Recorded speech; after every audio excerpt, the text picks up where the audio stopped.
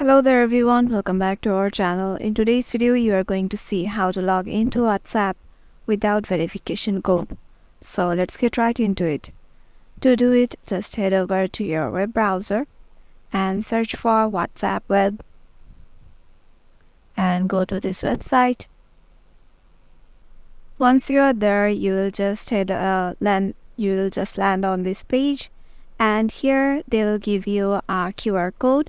So as we don't want to get our verification code, so if we use phone number to log in, we will just get a verification code. As we want to skip it, we will just use this QR code to scan and then log in into our WhatsApp.